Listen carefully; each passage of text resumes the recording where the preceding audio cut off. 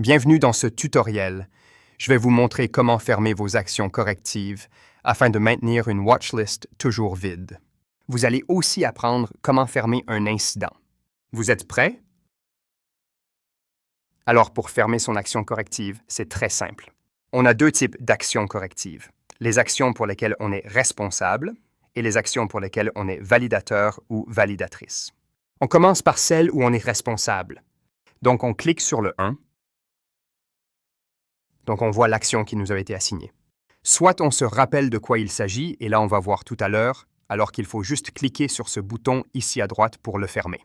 Soit on veut voir de quoi il s'agit et rajouter une preuve qu'on a fermé l'incident.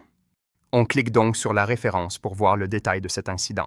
La référence, c'est pour voir le détail. Nous sommes sur la page de l'incident avec plus de détails. Ici, on voit l'incident qu'on regarde, de quoi il s'agit. On voit d'ailleurs qu'il y avait une photo. C'était un magasin dans un désordre inacceptable.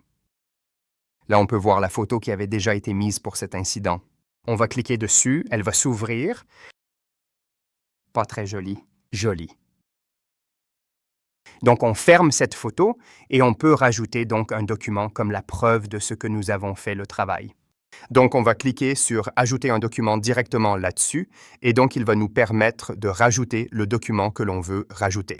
Il y a le petit button ici en bas, donc on clique dessus et on va aller prendre le document qu'on veut rajouter pour montrer qu'on a bien nettoyé le magasin. Et donc, on va enregistrer. Donc, on va le laisser s'enregistrer tranquillement, ça qu'on a mis, la preuve qu'on a fait le travail.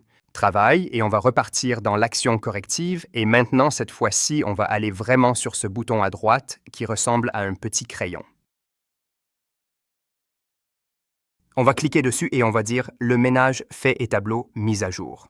À jour, donc, pour mettre ici voir PJ, puisque le « it » on a mis, et là, on va être le plus important, c'est de rentrer la date de fin réelle.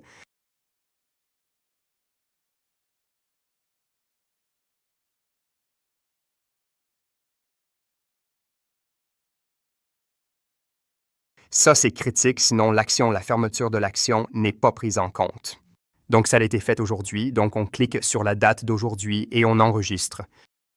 Ça, c'est fondamental. Si on ne rentre pas la date de fermeture, la date de fin réelle, l'action n'est pas prise en compte. Ça, je répète, c'est fondamental, la date de fin réelle.